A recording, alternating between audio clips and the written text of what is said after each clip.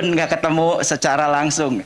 Akhirnya bisa ketemu lagi dengan saudara. Sukacita. Oke, temanya hari ini adalah unqualified. Tuhan membuat kita menjadi qualified yang sebelumnya kita tidak qualified.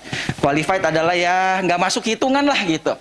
Dan how God uses broken people to do big things.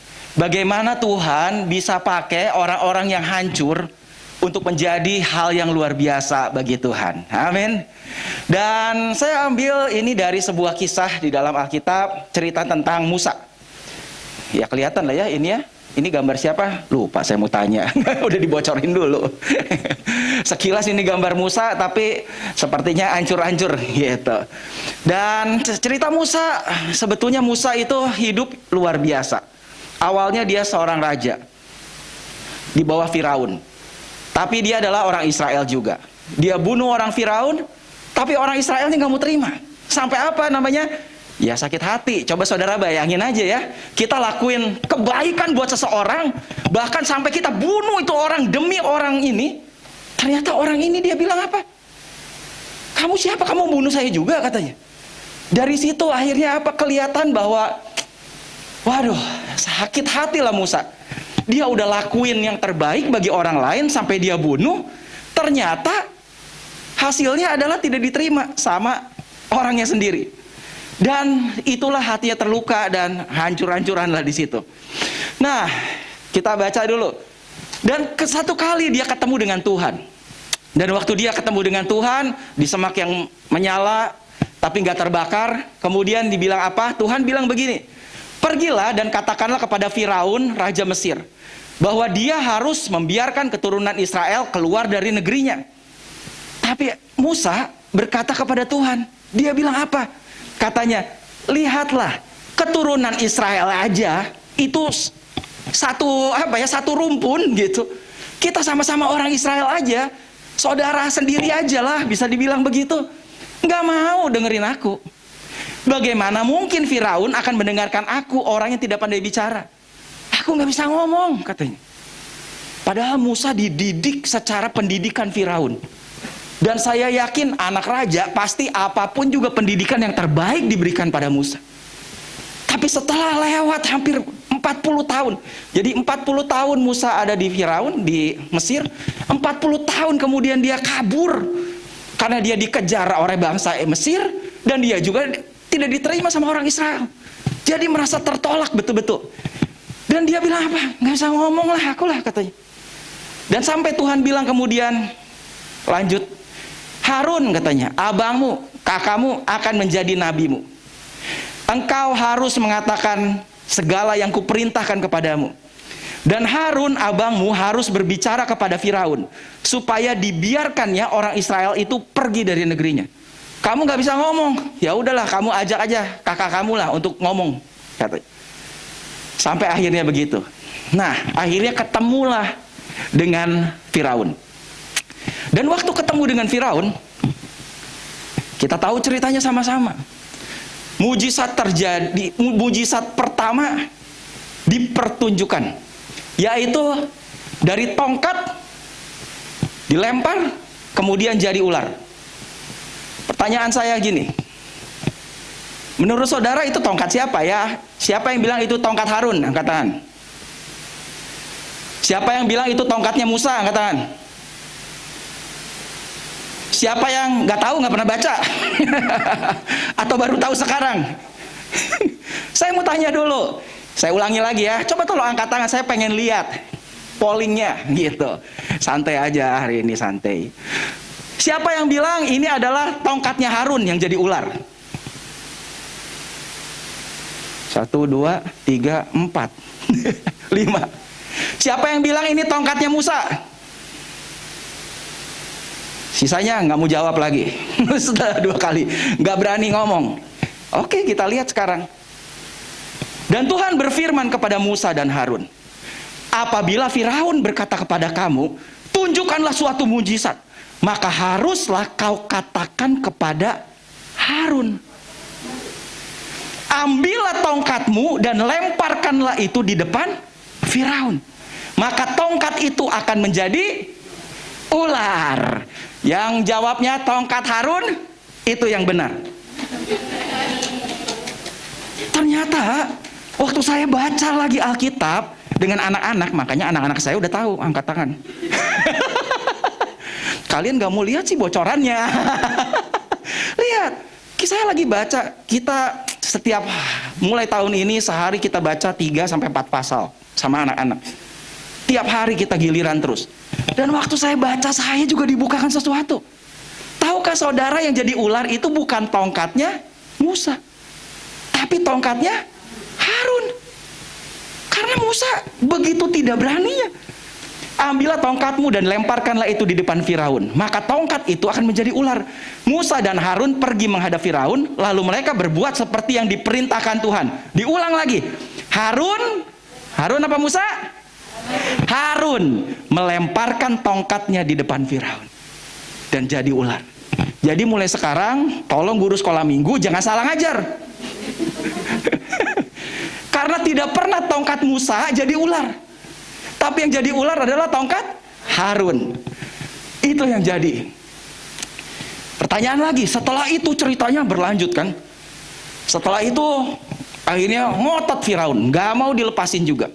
Suruh keluar nggak mau. Dan Tuhan kirim berapa tulah? 10 tulah. Tulah yang pertama apa?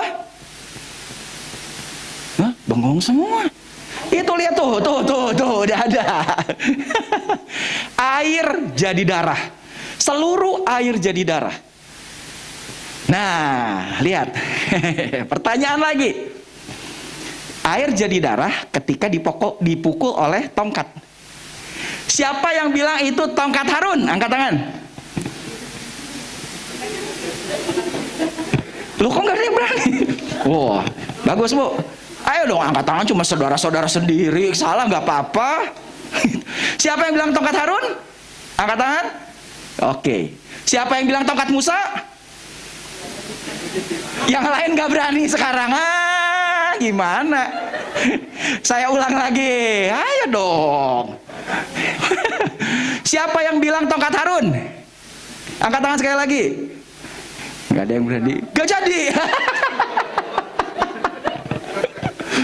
Siapa yang bilang tongkat Musa? Oh, berarti kalian sekarang ikuti apa yang saya ngomong. Suruh lihat bocorannya. Nah, kita lihat. Tuhan berfirman kepada Musa, katakanlah kepada Harun, ambillah tongkatmu, ulurkanlah tanganmu ke atas segala air orang Mesir, ke atas segala selokan, kolam, dan ke atas segala kumpulan air yang ada pada mereka, supaya semuanya menjadi darah, dan akan ada darah di seluruh tanah Mesir, bahkan dalam wadah kayu dan wadah batu. Demikianlah Musa dan Harun berbuat seperti yang difirmankan Tuhan. Diangkatnya tongkat itu. Tongkat siapa? Harun. Nah, anak saya udah pintar nipu juga. Bukan nipu, menjebak. Saudara terjebak. Jadi yang tongkatnya bikin air jadi darah, tongkat siapa? Tongkat Harun. Lanjut lagi. Tes dulu. Berfirmanlah Tuhan kepada Musa. Aduh, ini apa ya? Oh, gambarnya ketimpa, saya salah bikin. Harusnya tentang tulah kedua katak. Tulah kedua katak itu tongkat siapa? Udah langsung bocorannya aja. Berfirmanlah Tuhan kepada Musa, katakanlah kepada Harun, ulurkanlah tanganmu dengan tongkatmu ke atas sungai, ke atas selokan dan ke atas kolam, dan buatlah katak-katak bermunculan meliputi tanah Mesir. Lalu Harun mengulurkan tangannya ke atas segala air di Mesir, maka bermunculanlah katak-katak lalu menutupi tanah Mesir. Jadi tulah yang kedua, tongkat siapa? Tongkat Harun juga. Jadi sebetulnya yang buat mujizat tanda kutip itu dilakukan oleh Harun, bukan oleh Musa. Dia yang lempar jadi ular, dia yang pukul jadi darah, dia yang pukul lagi ke air, muncul katak. Tulah yang ketiga, ini adalah nyamuk. Disuruh pukul ke tanah. Duh. Menurut saudara kira-kira siapa lagi yang mukul? Musa apa Harun? Ya.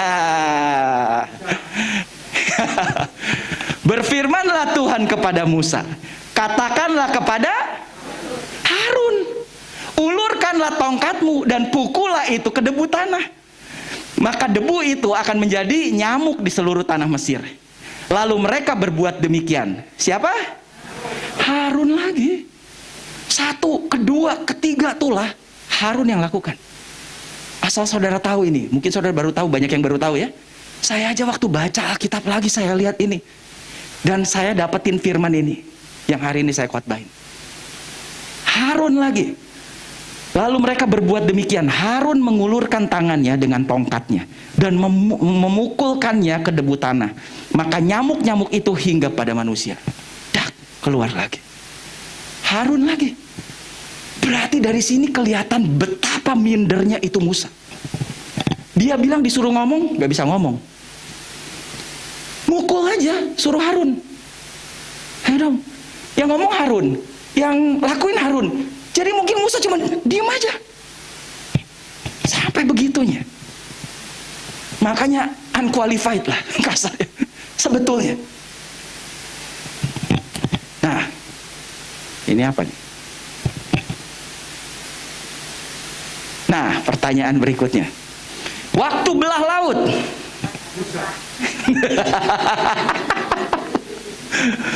Saya pengen lihat dong, angkat tangan dong. Salah nggak apa-apa. Kan kita sama-sama belajar kan. Namanya orang belajar salah biasa. Anak juga sekolah salah nggak itu. Siapa yang bilang tongkat Harun? Siapa bilang tongkat Musa? Siapa yang nggak berani jawab? Berfirmanlah Tuhan katanya kepada Musa, mengapa engkau berseru-seru demikian kepadaku?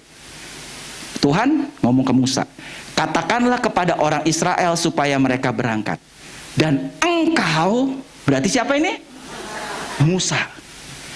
Angkatlah tongkatmu dan ulurkanlah tanganmu ke atas laut.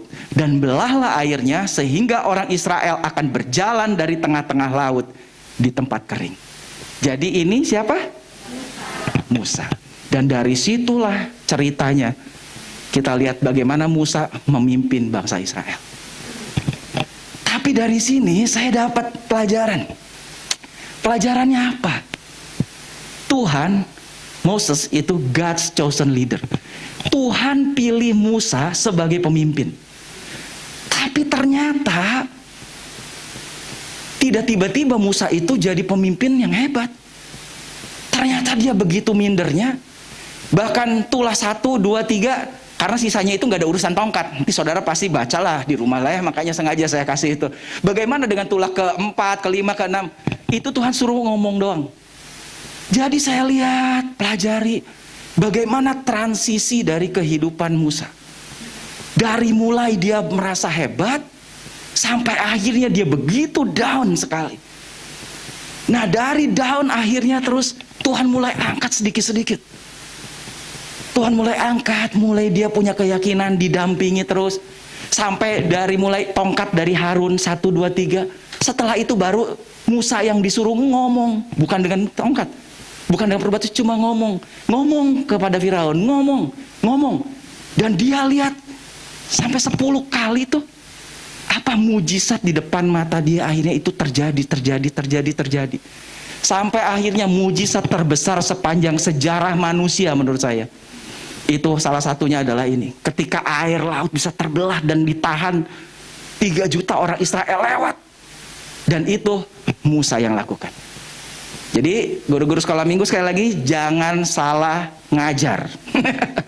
Jangan salah ngajar. Ngajar Alkitabiah. Nah dari sini saya mau ajak kita apa?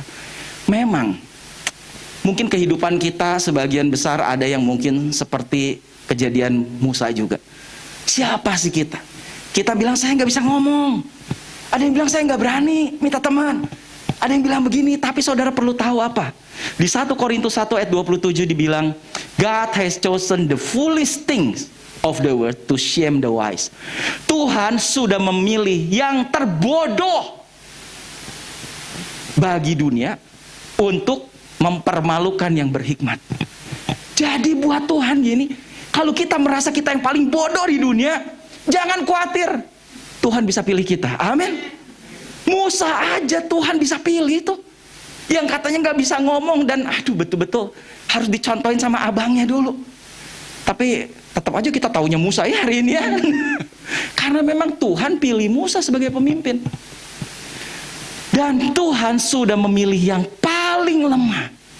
Kalau kita merasa kita paling bodoh dan paling lemah di dunia ini, jangan khawatir.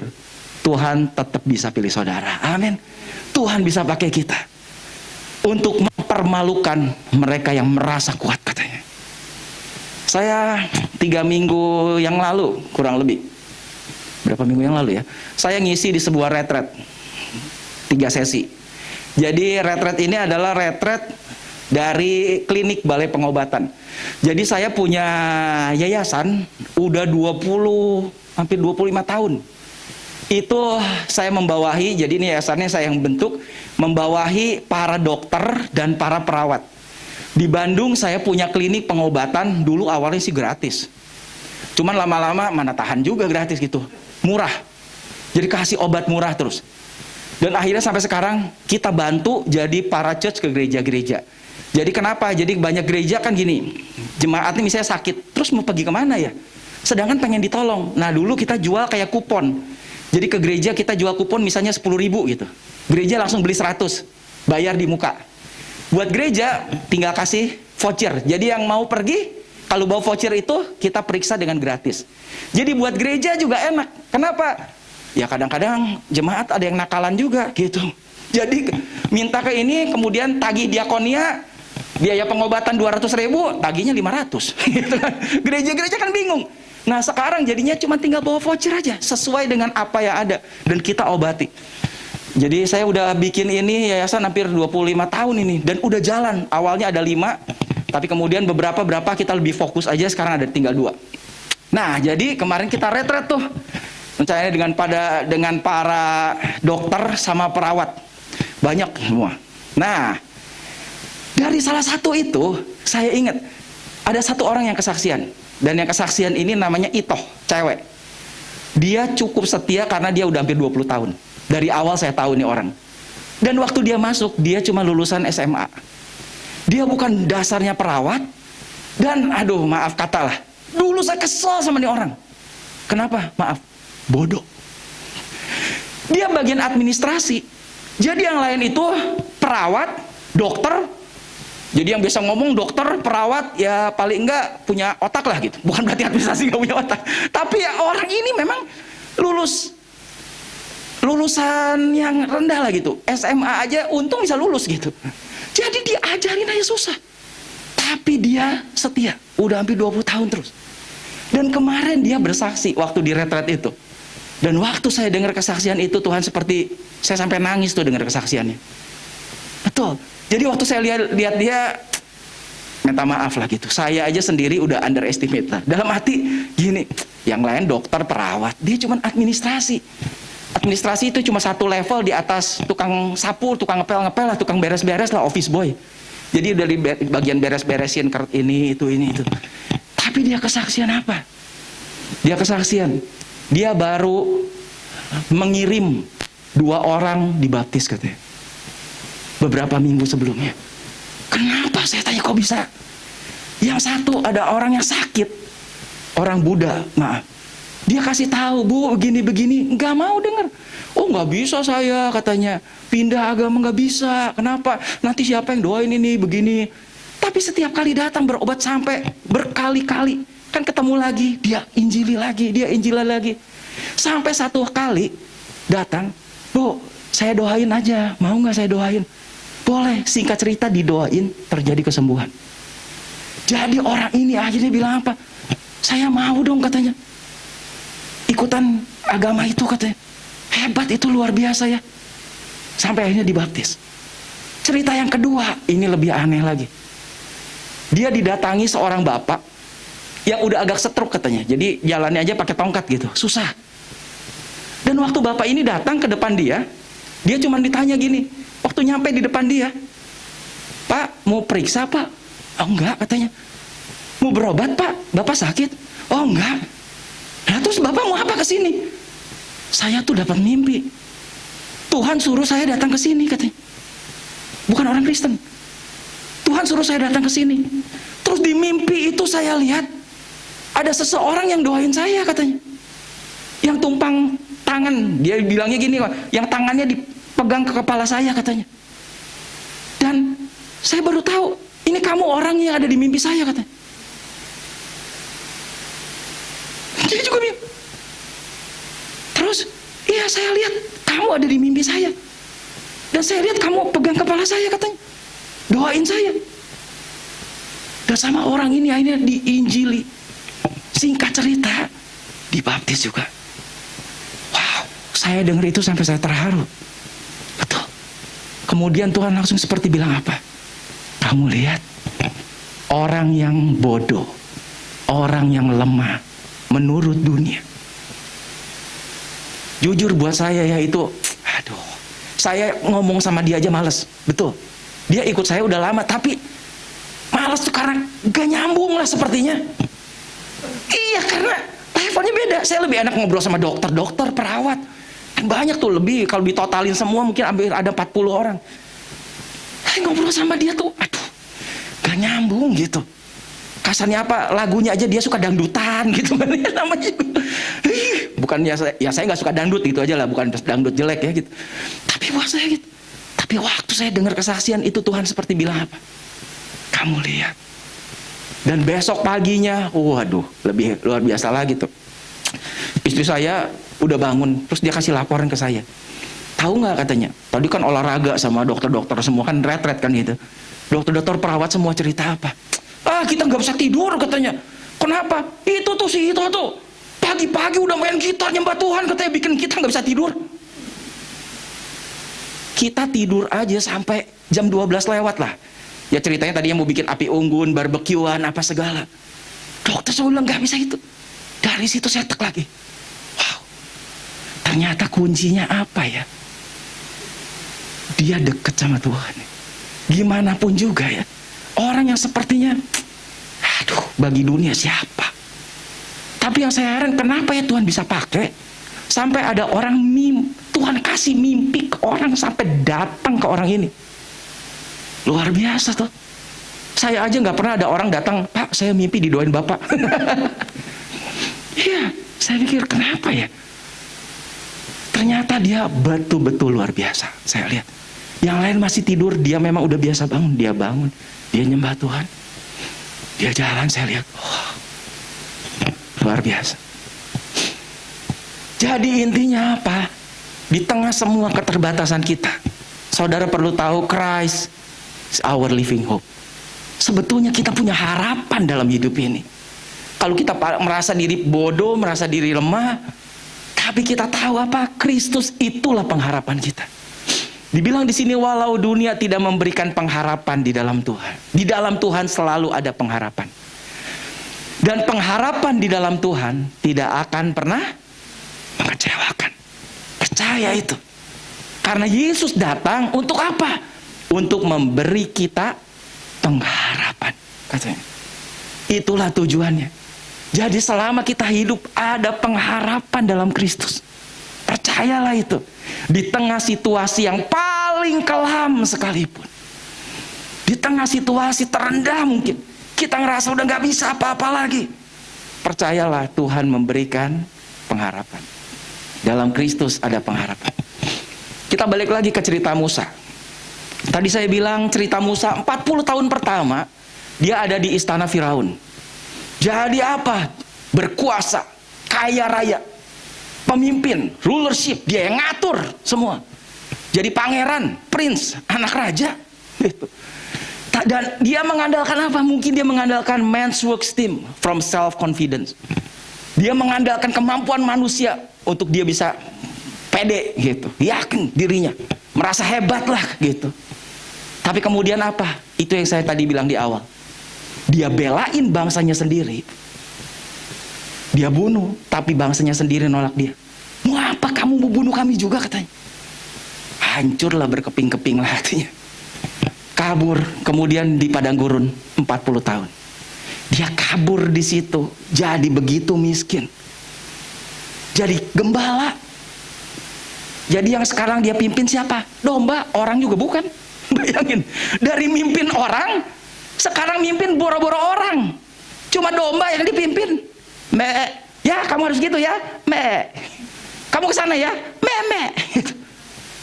bukan orang lagi, domba. Tapi di tengah ini juga ada bahayanya. Kalau kita mungkin ngalamin ini apa? Banyak orang yang ngalamin ini kemudian mereka apa?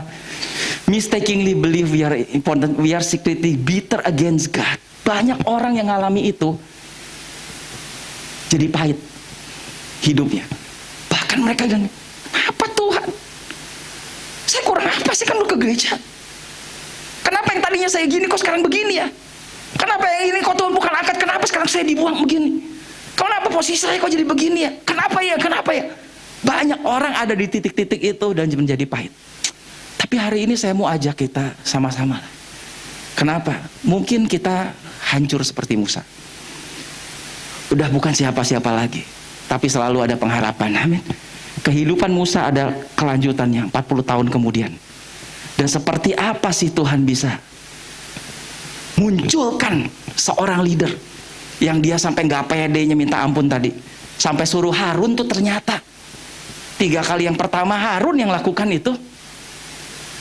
Dan sebetulnya apa, kita percaya aja. Apapun yang kita alami dalam kehidupan kita, God has a reason. Amin. Tuhan punya alasan. Saya percaya ini. Tuhan punya rencana yang terbaik yang mungkin kita nggak ngerti. God has a reason for allowing things to happen. Saya yakin Tuhan punya rencana, punya alasan kalau dia izinkan sesuatu terjadi atas hidup kita. Sama kayak Musa tadi.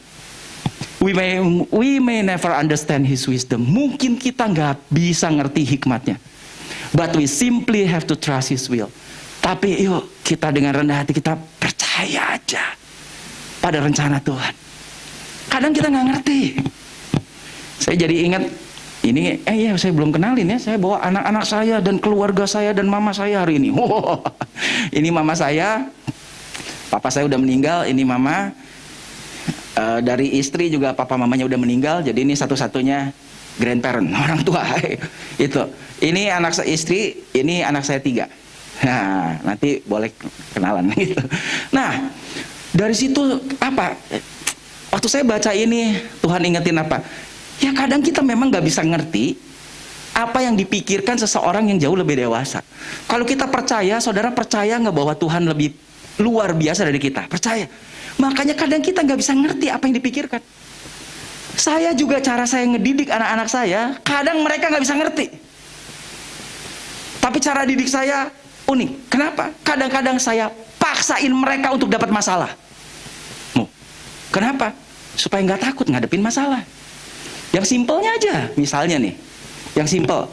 Dari kecil saya ajak mereka naik roller coaster, jet coaster. Kenapa?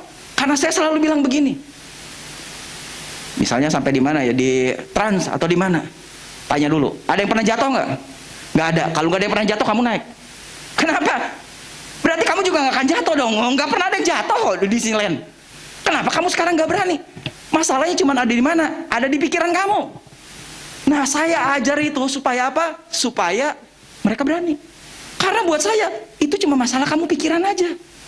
Dan ya itulah jadinya. Nah, ini mana? Kok nggak jalan? Tuh. Jalan nggak videonya?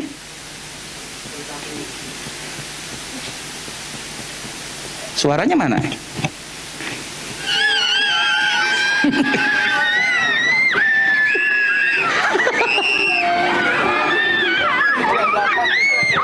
Ini anak laki-laki pertama, ini anak perempuan, ini istri saya.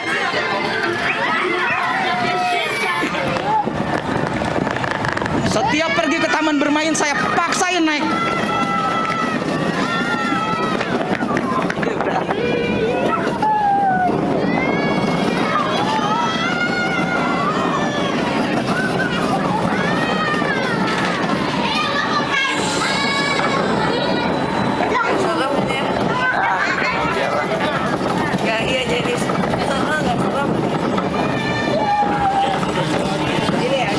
Ayo angkat tangan. Nah, jangan pegangan, ayo. Jenis, angkat.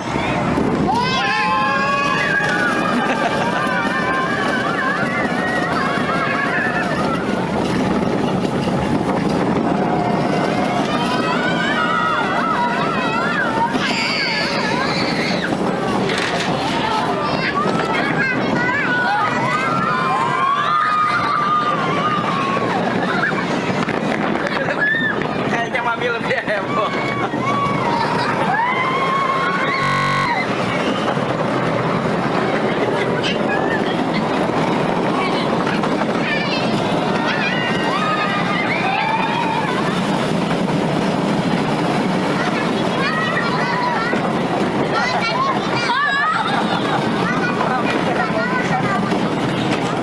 Itu jenisnya.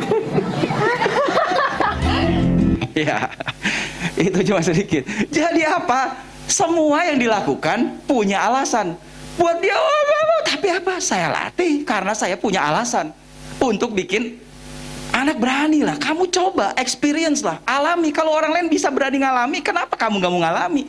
Nanti di dunia nyata, di dunia yang betulan akan banyak hal-hal yang lebih menakutkan. Itu buat saya. Jadi termasuk sama Tuhan begitu. God has a purpose for your life that's far greater than your pain. Kadang-kadang Tuhan punya alasan, punya tujuan dalam hidup ini yang jauh lebih daripada kesakitan kita lah gitu. Tuhan, kita merasa sepertinya kenapa takut gitu. Tapi Tuhan punya alasan buat itu. Kamu harus lewati itu supaya kamu punya pengalaman. Makanya don't let the struggle you are currently going through keep you from the blessing that God has for you. Jangan sampai pergumulan yang mungkin kita alami ini justru menjauhkan kita dari berkat-berkat yang sebetulnya Tuhan udah sediakan depan. Jadi kita tetap percaya Tuhan ada di situ. Bahkan ini satu kalimat bagus, sometimes God will allow a Goliath in your life. Terkadang Tuhan izinkan ada Goliat dalam hidup kita. Supaya apa? For you to find the David within you. Supaya apa? Supaya ketahuan ada Daud. Coba pikir kenapa Daud mulai bisa terkenal. Siapa dia? Kalau nggak ada Goliat, nggak pernah ada yang kenal Daud. Betul? Dia bukan prajurit. Saul aja nggak kenal siapa Daud. Tapi Tuhan izinkan itu ada Goliat. Supaya apa? Daud jadi terkenal. Kadang Tuhan izinkan ada masalah apa segala. Kemudian Tuhan tolong kita beresin masalah itu. Dan apa? Kita jadi terkenal. Tuhan punya banyak cara. Jadi kita percaya ketika kita ngalami sepertinya, kok gini ya, kok gitu ya. Seperti Musa tadi 40 tahun. Kok ada di padang gurun, kok Tuhan gini cuma ngomong sama embe-embe doang gitu semua. Kok Tuhan gak tolong ya? Tapi semua Tuhan punya rencana. Dan kita pegang satu ayat yang luar biasa aja. Ayatnya bilang, sebab aku ini mengetahui rancangan-rancangan apa yang ada padaku mengenai kamu. Bahkan di sini dibilang jelas, plans to give you hope and a future. Jadi Tuhan punya rancangan yang memberikan kepada kita pengharapan dan masa depan yang luar biasa. Amin. Meskipun kita hari ini sepertinya hancur lah, berkeping-keping, sepertinya dihajar sana sini. Tuhan bisa pakai orang yang segitu. Yang penting apa? Trust God and believe in good things to come. Kita tetap percaya Tuhan bahwa sesuatu yang baik pasti akan datang di depan kita. Amin. Karena tadi hidup kita dirancang Tuhan penuh harapan dan masa depan. Nah, ada satu bukan ilustrasi ya, perumpamaan. Nah, perumpamaan Yesus yang dia cerita di dalam Matius 20 tentang yang kerja di kebun anggur. Ceritanya seperti apa? Kita tahu. Sebab kerajaan surga adalah seumpama seorang majikan yang pagi-pagi benar keluar untuk menyewa pekerja-pekerja bagi kebun anggurnya. Kalau ada tulisan gini, sebab perumpamaan tentang kerajaan surga, berarti inilah hukum di kerajaan surga. Kita perlu belajar, kita semua mau masuk surga toh? Gitu. Nah, hukumnya di kerajaan surga itu seperti apa? Ternyata begini perumpamaannya. Sebab kerajaan surga adalah seumpama seorang majikan yang pagi-pagi benar keluar untuk menyewa pekerja-pekerja bagi kebun anggurnya. Setelah sepakat dengan para pekerja atas upah sedinar sehari. Upahnya berapa? Sedinar sehari. Ia menyuruh mereka ke kebun anggurnya. Jam 6 pagi masuk kerja semua. Kira-kira jam 9 pagi Ia keluar dan melihat orang-orang lain yang sedang berdiri nganggur di pasar.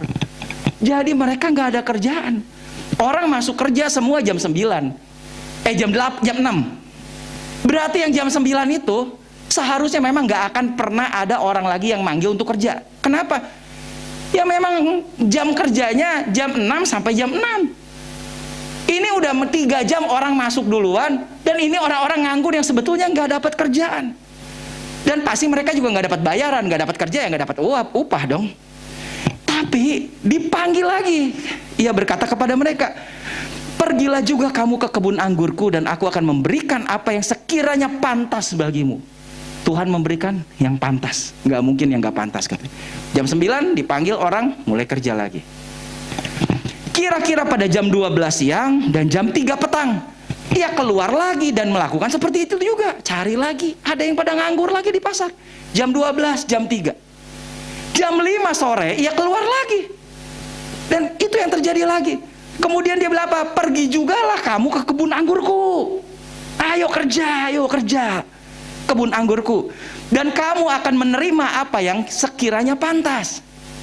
Jadi, ada yang jam 12, ada yang jam 3, ada yang jam 5. Mulai kerja. Cuma 1 jam, jam 6 udahan. Jam 6 semua kumpul, baris. Mereka upahnya kerja harian. Tadi janjinya berapa satu hari? 1 dinar. Menjelang malam, jam 6, pemilik kebun anggur berkata kepada mandornya, panggillah para pekerja itu, dan bayarkanlah upah mereka mulai dari yang terakhir masuk, hingga yang pertama. Jadi yang terakhir masuk jam 5 sore. Mereka yang jam 5 sore datang, dan masing-masing menerima 1 dinar. Kerja 1 jam dapat 1 dinar. Wah, yang udah kerja 12 jam mikir dong, kira-kira saya dapat berapa ya? Yang baru kerja sejam aja dapat 1 dinar. Tiba-tiba kemudian datanglah mereka yang pertama, mengira akan menerima lebih banyak. Tetapi mereka pun masing-masing menerima 1 dinar. Karena memang Tuhan janji 1 dinar katanya. Ketika menerimanya, mereka bersungut-sungut terhadap majikannya itu. Ngamuk semua. Aneh ya, tapi itulah yang Tuhan ceritain. Jadi ternyata tadi di awal dibilang hal kerajaan surga. Ada hukum di kerajaan surga, ternyata hal seperti begini nih. Kita sebenarnya semua hari ini sedang kerja di kebun anggur kepunyaan Tuhan. Amin. Dan hari ini kabar baik bagi saudara semua. Saudara semua dipanggil untuk melayani kebun anggur itu. Untuk melayani Tuhan dan manusia. Karena di dunia kita melayani manusia juga. Dan Tuhan panggil itu. Dan Tuhan sediakan upah. Dan ternyata upahnya sama tuh. Sama semua. Upahnya sama semua. Jadi kabar baik bagi saudara yang merasa diri saudara tidak berharga tadi, nggak bisa apa-apa, merasa bodoh, merasa lemah. Saya kasih tahu memang Tuhan akan pilih saudara juga. Yang ancur-ancur tadi, Tuhan bisa pilih saudara. Yang saya bilang tadi bagian administrasi saya yang paling bodoh kalau saya mau bilang lah, di antara semua tim, ternyata Tuhan bisa pilih dia tuh. Dan waktu dia itu saya mau tanya gitu, yang lain gimana? Pernah menangin jiwa berapa? Salah satu khotbah saya kan 3 sesi saya khotbah. Saya bilang apa? Di sini ngomong ada dokter nggak atau perawat? Gak ada, Ibu.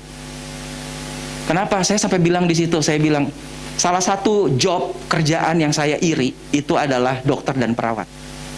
Kenapa? Saya bilang di retret itu. Dokter dan perawat mau ngomong apa aja didengar pasien. Kalau pasien udah datang ke dokternya, mau ngomong A, B, minum ini, minum itu, apa segala, didengar. Itu sepertinya orang datang udah menyerahkan hidupnya tuh ke dokter. Mau dikasih apa aja, ya dia datang berarti kan dia pengen dilakuin sesuatu sama dokter itu. Saya sampai bilang itu apa ya, ladang penginjilan yang paling enak saya bilang. Tapi herannya, dokter dan perawat tidak pada memenangkan jiwa. Yang memenangkan jiwa bagian administrasi. Yang di depan daftar. Saya kemarin sampai tantang, gimana dengan dokter dan para perawat semua? Saya sampai ingetin lagi tujuannya saya bikin yayasan itu, bikin sampai klinik segala, tujuannya apa? Klinik Kristen loh, semua orang tahu. Oh ya, sekarang bagian administrasi ini jadi apa? Kepala klinik kalau bisa dibilang. Dia yang pegang kunci klinik, karena dia salah satu orang yang paling lama yang saya percayai. Jadi dia yang bagian datang kunci, dia yang bagian pulang terakhir. Dan dia ngekos di situ, belum nikah sampai sekarang. Paling dekat situ, dia yang ngatur semua. Saya kasih dia boleh apa aja. Dan dari 2 klinik ini saya lihat ya, klinik yang dia pegang begitu rohani sekali. Di sini salib, di sana ayat, di sini begini. Saya sampai bilang, kamu dong yang punya klinik sana malu. Lihat dong, kita tunjukin lah. Orang gak mau datang ya gak apa-apa. Loh kan kita gak maksa orang datang ke klinik kan. Orang gak mau, gak percaya gak apa-apa. Tapi saya bilang setiap orang yang datang itu baca firman. Dan setiap dia lihat ayat, firman tidak akan kembali dengan sia-sia, saya bilang. Dan dia, makanya, aduh saya lihat, oh ternyata memang rohani orang. Dia tunjukin, dan sekarang jadi kepala klinik yang pegang kunci. Setelah itu. Jadi, gak ada orang yang gak bisa dipakai oleh Tuhan. Kalau saudara pikir gini, saya mau pelayanan apa? Apa yang saya bisa, apa segini? Belum lagi bilang, aduh hati saya hancur nih. Ini saya lagi punya masalah banyak nih. Berkeping-keping kayak itu, semua orang nolak saya nih, bangsa saya aja nolak saya, mungkin seperti Musa. Saya bilang, hei, kalau saudara, Tuhan mau pakai saudara, Tuhan mau kasih upah 1 dinar bagi saudara, berarti itu keuntungan kita, betul? Yang kita mungkin sekarang udah tinggal jam 5 nih, ya Heru ya, udah akhir zaman kan, bentar lagi rapture kan Bu, udah jam 5, bentar lagi Tuhan datang. Bisa dapat upah 1 dinar, saudara beruntung. Saya juga tapi beruntung. Makanya yang sekarang saya mau bicara sebaliknya. Buat kita yang udah pelayanan lama, jangan sampai lah orang-orang yang ini ya gitu. Marah-marah. Majikan itu menjawab, teman, wih baik bisa nih majikan ya. Pakai kata teman nih. Aku tidak mencurangi engkau. Kenapa mati? Bukankah kamu telah sepakat denganku 1 dinar sehari? Aku ingin memberikan yang terakhir sama seperti kepadamu juga. Atau tidak bolehkah aku melakukan apa yang aku ingini dengan milikku sendiri? Kata Tuhan. Apakah jahat di matamu bahwa aku baik? Saya kasih huruf besar semua. Satu hal yang kita perlu tahu, Tuhan kita bekerja kepada siapa? Tuhan yang baik. Itu aja. Saya percaya kita punya Tuhan yang baik. Karena itu apa? Jangan comparing and complaining lah. Kita sama-sama kerja, kita sama-sama melayani. Terus kita mulai bilang, kenapa sih itu kok diberkati, kok saya belum ya? Kok sih itu begini, kok saya gini ya? Kok sih itu gini, kok gini ya? Yang kita yang udah melayani sama-sama, ayolah udah. Don't comparing and complaining. Apapun ya kita terimalah. Kenapa? Karena kita tahu Tuhan adalah Tuhan yang baik. Dan kalau kita jealous, iri, aduh hati-hati. Kenapa? Jealousy itu apa sih? Iri itu apa? Iri itu is when you count someone else blessing instead of your own. Kita ngitung berkat orang lain, bukan berkat kita. Jadi kerjaannya orang yang iri adalah ngitungin berkat orang lain, ngeliatin berkat orang lain, bukan sadar pada berkat yang udah Tuhan kasih dalam hidup kita. Dan bahayanya apa? Yakobus 3:16 bilang, waduh ngeri loh, ngeri. Makanya saya harap tidak ada lah ini di gereja lah. Kita sama-sama melayani. Tapi saya warning juga nih, sesuai dengan yang Yesus kasih perumpamaan. Sebab di mana ada iri hati dan mementingkan diri sendiri, di situ ada kekacauan. Dan ngeri ya, segala macam perbuatan jahat. Segala macam loh. Dimulai dari mana segala macam perbuatan jahat? Iri hati dan egois. Begitu ada iri hati dan egois, waduh, kacau, dan ada segala macam katanya perbuatan jahat. Makanya dibilang di sini, the jealous are troublesome to others. Orang yang iri hati itu jadi masalah buat orang lain. But torment to themselves. Tapi itu juga seperti duri bagi semua orang. Ya, jadi harus gimana nih sekarang? Penutup. Ya, udah enjoy aja. Karena happiness in life is a matter of perspective. Sebetulnya sukacita dalam kehidupan ini adalah masalah cara pandang kita aja. Bagaimana kita melihat sesuatu, bagaimana kita alami, gimana kita lihat. Jadi happiness katanya comes easier when you stop complaining about your problems. Sukacita itu bisa datang lebih gampang ketika kita berhenti untuk ya mikirin tentang masalah-masalah kita lah katanya. And you start being grateful for all the problems you don't have. Dan kita mulai bersyukur buat masalah-masalah yang justru kita nggak hadapi. Banyak orang selalu berfokus pada masalah-masalah yang dia hadapi. Tapi justru kita bisa lebih sukacita ketika kita lihat, iya ya bersyukur ya, saya nggak ngalami masalah-masalah yang mungkin orang hadapi. Banyak orang lihat cuma masalah apa, masalah uang, masalah gini, masalah. Padahal masalah kan banyak. Saya punya anak 3, harusnya saya bisa bersyukur. Kenapa? Banyak orang yang mempunyai anak susah. Betul kan? Tapi kita nggak pernah kepikir. Mungkin yang kepikirnya cuma gitu, saya kan nggak ada uang ya. Kok itu ada uang, kok ini banyak gini. Oh, nggak berpikir bahwa saya punya berkat, saya punya anak 3. Banyak orang susah punya anak. Bahkan apa? Yang belum menikah juga. Ya udah menikah, punya istri, ya bersyukur punya istri. Banyak yang mau cari istri belum ketemu, cari pasangan belum ketemu. Jadi mulailah bersyukur buat masalah-masalah yang kita nggak dapat. Bukan cuma komplain dengan masalah-masalah yang memang sedang kita alami. Dan happiness itu apa lagi katanya? Isn't about getting what you want all the time. Bukan tentang masalah kita harus dapat segala sesuatu yang kita inginkan. Tiap kali pengen dapat. Saudara pengen tiap kali bisa dapat semua. Saya yakin saudara lama-lama juga nggak happy. Bosen. Pengen apa semua bisa dapat lama-lama. Mau apa lagi? Bosen lah semua. Tapi happiness itu adalah it's about loving what you have and being grateful for it. Kita bersyukur untuk apa yang kita punya dan bersyukur buat itu. Makanya belajarlah, bersyukurlah. Sambil melayani apa, kita tahu kita melayani Tuhan yang baik. Kita bersyukur untuk apa yang kita punya. Kita nggak tahu sebetulnya berapa banyak orang yang sebetulnya lagi mengingini apa yang kita punya. Tapi apa yang hari ini kita punya, kita nggak bisa bersyukur. Saya sering bilang, kasih ilustrasi apa, dulu kita pengen handphone sesuatu. Misalnya pengen handphone apa? iPhone. Lagi pertama muncul iPhone X. Oh, pengen itu. Sekarang, saudara lupa ya.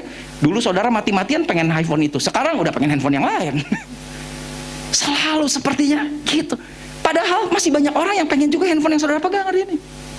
Jadi mulailah bersyukurlah dengan hal itu semualah. Dan di atas semuanya kita perlu tahu memang sebetulnya apa yang Tuhan mau sih untuk datang. Dia mau supaya kita enjoy life. Yakin? Ini ayatnya luar biasa. I came that you may have and enjoy life. Tadi kan dibilang bahwa kita tahu Tuhan kita adalah Tuhan yang baik. Dan kenapa dia turun ke bumi? Kita tahu dia pengen kita bisa enjoy life. Nikmati hidup ini luar biasa. Dan hidup di dalam segala kelimpahan, bahkan sampai overflowing, bisa dirasain orang. Itulah yang Tuhan mau. Jadi setiap hari sekarang apa? Belajarlah each day be grateful. Belajarlah untuk bersyukur. Let gratitude be your attitude. Biarlah jadi keseharian kita, kebiasaan kita adalah ya bersyukur. Every day of your life is a gift from God. Tahu nggak, setiap hari kehidupan ini adalah pemberian dari Tuhan. Kalau Tuhan bilang udah cukuplah kamu kerjanya, dah, ya udah selesai. Kalau kita masih punya hari ini, berarti Tuhan masih memberikan hadiah untuk kita lakukan sesuatu lah. Buat saya. Dan kalau kita ngerasa kita hancur, Tuhan tetap bisa pakai kita. Unqualified menjadi qualified. Unnya ditutup. Memang Tuhan cari orang yang sepertinya unqualified. Musa ini. Tapi Tuhan bikin dia jadi qualified. Yang hancur-hancur Tuhan perbaiki lagi. Jadi kesimpulan, God knows everything about you. Tuhan tahu segalanya dalam hidup saudara. Gak usah ditutup-tutupi lah sama Tuhan. Tuhan tahu segalanya, including the ugly parts, termasuk yang paling jelek dalam hidup saudara. The broken parts, yang udah hancur, yang udah hancur hati, hancur ini, Tuhan tahu semuanya. And the dysfunctional part, bahkan yang sudah tidak berfungsi lagi, udah gak bisa lagi, itu juga semua Tuhan tahu. Tapi kabar baiknya adalah apa? Seperti tadi, Semua Tuhan cari di pasar, Tuhan panggil. Makanya banyak yang dipanggil. Ya saudara mau nggak dipilih Tuhan, itu aja. Yet He still chooses you. Dia tetap pilih saudara hari ini. Amin. Saya kesaksian dulu apa film dulu ya? Sedikit tips. Ya udahlah, film dulu aja. Di kesaksiannya. What do the world do when something is broken? Apa yang dunia lakukan kalau ada sesuatu yang hancur? Ini penutup What film. do you do? Apa yang dunia lakukan? You throw it away, right? Ya dibuang aja lah. Namanya juga udah hancur When kan? something is broken, the world Kalau sesuatu itu will hancur, discard it, ya dunia lupain lah. think it is useless. Ya itu nggak While berguna the lagi. world will throw away Dan dunia akan lempar itu aja. Ya namanya juga udah hancur. art in Japan. Tapi tahu nggak saudara, di Jepang ada satu art seni namanya Kintsugi. Is the art Kintsugi itu of adalah repairing broken pottery. memperbaiki sesuatu, memperbaiki. They put it together. Dan dia they itu yang use udah pecah disatuin gold lagi paint dan or dipakai gold emas filler, something atau precious. perak atau They sesuatu put yang it berharga. together, and Inilah this seni di Jepang namanya Kintsugi. become an art piece. Why is it an Dan art? itu menjadi satu Because every broken karya seni. has a story. It has a Karena history. setiap yang And out hancur of itu punya brokenness, cerita. The story of this piece of art will be revealed. Dan dari situ The bisa same keluar thing with your ceritanya. life. If your life is broken, Dan kalau you hidup kita juga surrender hancur your hari ini, brokenness saudara perlu to the tahu. Master craftsman. Kita punya And the Tuhan master yang merancangkan hidup creator kita. of our life, Kita ini buatan none tangan other Tuhan than katanya. Jesus. But if you are broken and you don't want to surrender that to God, Tapi kalau kita hancur tapi kita nggak mau serahin hidup kita ke Tuhan, it will not become a blessing. ya nggak bisa kita bisa jadi berkat buat orang lain. Your brokenness to the master Karena itu artist, ketika which is kita none hancur other than semuanya, Jesus. serahkan You aja make kepada something master out of your life. artis kita yang bisa membentuk lagi semuanya.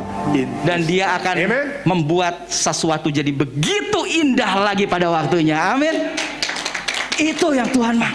Jadi hari ini tidak ada alasan bahwa saudara nggak mau dipakai Tuhan atau nggak bisa dipakai Tuhan. Yang paling hancur sekalipun Tuhan bisa pakai. Bahkan ada seni ini di Jepang nih, saya bilang Kintsugi. Kintsugi adalah katanya di Japanese man broken object, yang sesuatu yang udah hancur di Jepang itu. Mereka itu mengisi kekosongan yang hancur-hancurnya itu, yang crack dengan emas. Kenapa katanya? Mereka alasannya begitu. Jadi ini jadi sebuah seni di Jepang. Karena mereka percaya ketika sesuatu itu mengalami masalah atau tekanan, damage sampai hancur katanya, sebetulnya itu berarti dia punya ceritanya, ceritaannya, punya historinya. Kenapa bisa sampai hancur? Kenapa bisa sampai itu? Dan itu akan menjadi jauh lebih indah. Bukan cuma sekedar mangkok biasa. Dan saudara tahu mangkok biasa yang gak pecah tidak lebih berharga daripada mangkok ini. Kenapa? Ada emasnya. Betul. Jadi ternyata saya mau kasih tahu saudara, sesuatu yang hancur di mata Tuhan, ketika di tangan Tuhan dibentuk lagi, saudara bisa menjadi jauh lebih berharga daripada orang yang gak hancur. Saya tutup dengan satu kesaksian. Sejak saya tuh lagi bangun rumah, bukan bangun lah, tepatnya renovasi lah. Jadi ada garasi, atasnya tuh dak kosong. Jadi akhirnya ya udahlah, saya ngobrol sama istri, ini kosong sayang daknya gitu. Gimana kalau kita naikin ke atas, rumah kita jebol gitu, jadi pakai akses. Jadi singkat cerita saya bangunlah itu di atas daripada tempat parkir. Jadi lumayan lah nambah buat bikin dapur ceritanya. Singkat cerita, waktu dibikin saya ingat saya punya kenalan tukang kaca. Jadi kan kita pengen pakai banyak kaca. Saya punya kenalan tukang kaca, dan tukang kaca ini saya kenal udah lebih daripada 25 tahun yang lalu. Kenapa? Saya pernah ngelesin piano. Gini-gini saya lumayan lah bisa piano lah gitu. Jadi saya lesin piano. Si tante inilah suaminya kemudian meninggal. Jadi udah lama juga, berapa 15 tahun kan meninggal. Saya kenal dia hampir 20 tahun lebih. Gak pernah itu, cuma saya ingat aja. Jadi saya hubungi lagi. Singkat cerita ya udahlah saya ambil kaca dari dia. Dan dia ternyata usahanya dia kirim anaknya untuk datang. Singkat cerita lagi supaya cepat lah, anaknya lakuin kesalahan. Jadi kan yang ngobrol sama saya tuh anaknya lah, kan dia yang dikirim. Jadi anaknya suka datang ke rumah, kunjungi proyek lah kasarnya. Gini-gini. Saya suruh bikin kusennya, kacanya dibagi 3, dia bagi 4. memang sih ada ralat di gambar waktu omongan terakhir. Jadi saya bilang kayaknya kalau dibagi 4 kekecilan, lagian ngapain banyak kusen. Udah bagi 3 aja, bisa nggak? Oh bisa, kata dia gini-gini. Oke. Gak lama dia pasang kusen, pas pasang, nah kenapa 4 gitu kan? Ya saya ribut dong. Saya bilang ke mamanya, Ci, ini kok gini-gini? Oh gitu-gitu. Singkat cerita, mamanya mulai buka semua ke saya. Dia bilang apa? Anaknya tuh namanya Andrew. Umur berapa ya? 31 ya? Umur 31. Belum married, cowok. Sorry Sam, Andrew tuh gak tinggal sama saya lagi. Hah? Jadi saya tahu semua. Kenapa? Andrew tuh udah kabur dari rumah katanya. Udah 3 kali dia sempat kabur dari rumah. Jadi ini anak ternyata nakalnya minta ampun. Dia sampai sama mamanya pernah dibuang untuk sekolah Alkitab ke Bali. Tinggal di rumahnya Frankie Utana. Kalau saudara tahu lah. Tinggal di rumahnya. Sekolah Alkitab di Bali sama-sama. Pak Frankie Utana aja sampai angkat tangan disuruh pulang lagi. Bikin kacau di situ. Pacaran bawa kabur sama temen kuliah sekolah Alkitabnya. Kabur begini segala macam.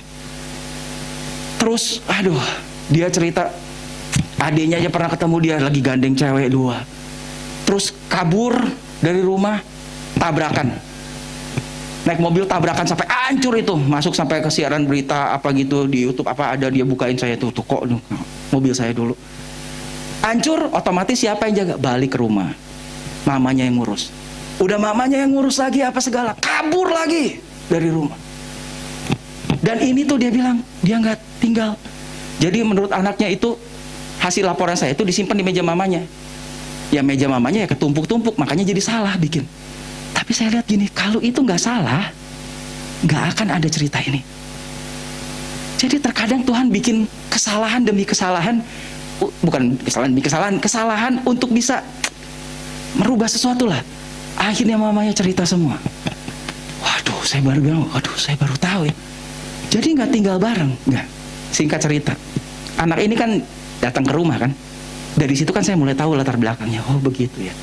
Tiap kali datang, saya sengaja ajak duduk, saya kasih makan, saya masukin firman terus. Mulai dari Sinja tuh Februari awal ya, dari Sinja. Saya bilang ke dia cerita, jadi saya ajak ngomong, dia sukanya motor-motoran apa. Ikutin aja apa yang dia suka. Saya ini apa. Terus dia lagi cerita, sakit punggung kok katanya. Kenapa? Saya bilang, iya dulu saya tuh pernah jatuh. Terus dia cerita juga pernah tabrakan itu. Jadi waktu tabrakan pulang. Setelah itu kabur lagi. Jatuh main sepak bola apa, futsal. Jatuh kali, pulang. Setelah itu apa? Kabur lagi. Dan ini lagi kabur. Jadi terus dia cerita gini-gini, sakit ini. Saya bilang ya paling bagus ya pakai ini dong. Tidur ranjang dulu dong, yang paling penting. Ranjang kan kita tidur kan hampir 7 jam, 8 jam. Ranjang kamu harus bener dulu. Karena saya tahu dia kan gak tidur di rumahnya gitu. Harus ranjangnya ada ortopedinya dong, bagus gini-gini. Oh sebenarnya di rumah ada. Saya bilang, loh kok kamu bilang di rumah? Kamu tinggal di mana? Dia kan keceplosan gitu kan. Oh iya sih kok saya gak tidur di rumah sih. Saya tidur di abang saya, pembimbing rohani. Kristen loh, ini Kristen. Tapi aduh udahlah, gak usah cerita yang itu. Pembimbingnya juga, tapi ini direkam di YouTube jangan. Kacau semua lah pokoknya. Saya dengar sampai aduh. Singkat cerita, dari Sinja itu saya bilang apa? Kamu pulang lah, ini kan Sinja kan kumpul makan keluarga semua kan. Udah kamu pulang lah. Jadi sejak Sinja dari Februari itu saya mulai ngomong. Maret, April, Mei ini baru sekarang. Baru 3 bulan tuh. Apa yang Tuhan bisa rubah? Anak ini betul-betul berubah. Pulang ke rumahnya. Pokoknya tiap datang hampir seminggu, pasti sekali lah, kadang 2 kali juga. Saya masukin firman terus. Saya percaya, wah, firman orang yang hancur sekalipun, sehancur-hancurnya, Tuhan bisa rubah lah. Hancurnya, waduh, sampai mamanya aja udah benci dia. Kakaknya, oh ya dia tuh 3 bersaudara cowok semua. Jadi dia yang di tengah. Kakaknya yang pertama udah married, benci banget, udah gak mau ketemu lagi. Adiknya sama juga, tapi adiknya sekarang yang lebih kacau lagi. Pacaran sama orang kerudung. Jadi mamanya stres minta ampun. Curhat ke saya, ini tolong gini. Saya bilang oke, yang setengah nih saya kenalkan, saya bantu. Ini anak saking parahnya apa, pernah bongkar ngebobol rumah sendiri. Yang dicolong apa? Perhiasan mamanya. Dan mamanya sampai akar pahit karena apa? Yang dicolong itu adalah satu set semua perhiasan yang dikasih dari mertuanya yang sangat sayang dia. Mertuanya tuh udah meninggal waktu mertuanya pergi ke Hong Kong. Dibeliin jadi itu bagus-bagus kan di Hong Kong, Chow Tai Fook apa semua gitu. Satu set dikasih itu dia sayang banget, dia aja sendiri nggak mau pakai. Tiba-tiba apa dibobol sama anak ini, dijual hilang. Aduh, saya bilang sampai ini masalahnya udah gila banget. Jadi mamanya aja udah kepahitan, dia bilang udah terserah lah, saya nggak mau urus tuh anak teh. Tapi hari ini ya dia waktu datang, dia bisa cerita apa? Satu pagi aneh kok katanya saya kok bisa sayang mama banget ya katanya. Sampai saya peluk mama saya katanya waktu tadi pagi kok sebelum kesini. Saya bilang, hah? Ini saya masih terus bimbing dia lah. Ya bimbing gimana ya, jadi terpaksa nggak terpaksa lah gitu. Cuma saya tahu sekali lagi Tuhan tuh punya rencana lah gitu. Saya sampai mikir, wow. Dan sekarang dia dengar firman, saya suruh baca buku, saya suruh ini, saya suruh itu. Sepertinya dia apa yang saya ngomong dia dengerin semua. Ya kan kok bilang gitu, kan kok bilang gini, kok bilang gini. Saya bisa berubah semua tuh. Hanya dalam waktu 3 bulan dari Sinca, Februari, Maret, April, Mei. Saya bilang, wow, Tuhan bisa kerjain sesuatu yang dahsyat. Dan saya sampai lihat gini, kenapa saya dulu bisa ngelesin mamanya ya 25 tahun yang lalu ya. Bahkan Tuhan bisa rencanain mungkin bagi keluarga ini 25 tahun sebelumnya. Sampai saya bisa ngelesin. Dan setelah itu udah lost contact, gak pernah hubungan. Dan kenapa bisa ingat lagi saya bisa bangun jadi cari kaca ke dia. Bisa dia bikin kaca salah lagi. Kalau itu gak salah ya biasa-biasa aja. Karena setiap datang cuma hehehe aja. Ini gimana, cuma ngomongin begitulah. Gara-gara salah jadi kebuka semua. Dan ternyata Tuhan punya bukan masalah kaca. Kaca masalah kecil. Tapi masalah jiwa jauh lebih luar biasa. Dan saya lihat apa? Wow. Tuhan bisa bikin ini nih, saya lihat. Dan saya lihat anak ini, wah, luar biasa. Jadi hari ini, saudara perlu tahu apa? You are precious and highly valuable in the eyes of God. Engkau itu begitu berharga. Dan engkau begitu bernilai di mata Tuhan. Di Amsal bilang, you are more precious to God than precious stone. Di mata Tuhan bahkan engkau jauh lebih berharga daripada para permata, precious stones pakai S, daripada batu-batu permata. Gak ada artinya di mata Tuhan. Daripada apa? Kehidupan saudara. Amin. Dan kehidupan jiwa-jiwa yang ada di sini, yang ada di luar sana, yang justru lagi tunggu saudara. Kalau saudara selalu bilang apa? Saya juga hancur, saya juga butuh pertolongan, saya juga gak bisa apa-apa, saya juga begini. Saya bilang hari ini, itulah yang dialami mungkin oleh Daud, oleh Musa tuh. Musa aja sampai bilang, ngomong aja gak bisa katanya. Tapi Tuhan bisa pakai jadi great leader, pemimpin yang luar biasa. Dan saya yakin dengan seyakin-yakinnya, sejujurnya istri saya tahu tuh, saya ganti khotbah 3 kali. Saya ganti khotbah 3 kali. Dan khotbah ini saya baru siapin tadi pagi. Saya udah siapin ada 3 khotbah, saya ganti-ganti terus tuh. Kenapa kok gak gasrek ya? Kok gasrek ya? Sampai tadi pagi terus sampai menjelang datang lah. Tadi istri jalan-jalan ke mall apa. Saya terus di hotel ya saya siapin ini. Saya cuma tahu satu hal, kalau saya Tuhan suruh kasih tahu ini berarti ada sesuatu yang Tuhan mau lakukan bagi saudara. Amin. Mungkin ada saudara yang ngerasa ini, aku siapa Tuhan? Tapi saya mau kasih tahu engkau berharga. Tuhan bisa pakai saudara. Amin. Tuhan gak lihat siapa engkau, gak lihat latar belakangmu, gak lihat keadaanmu hari ini. Engkau berharga dan Tuhan mau pakai. Itu aja yang saya tahu. Mari kita berdoa. Terima kasih Tuhan. Seluruh hidup kami adalah milik-Mu Tuhan. Apapun yang hari ini kami jalani, kami alami Tuhan.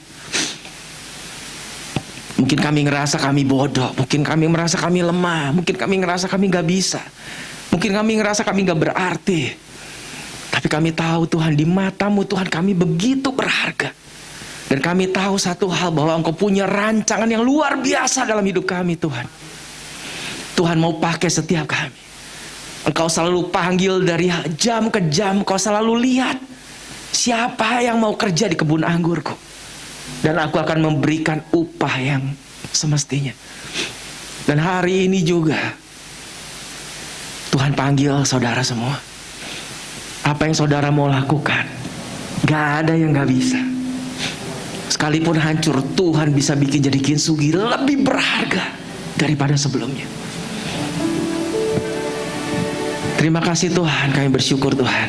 Aku sungguh berdoa Tuhan, biar firman ini mengubahkan kehidupan setiap kami. Ada sesuatu yang berubah Tuhan. Ada sesuatu yang dibukakan bagi kami. Ada sesuatu mungkin komitmen atau keputusan yang mungkin kami harus ambil Tuhan. Semua bagi kemuliaan Engkau. Terima kasih Yesus. Dalam nama Yesus kami berdoa. Amin. Tuhan. Mari beri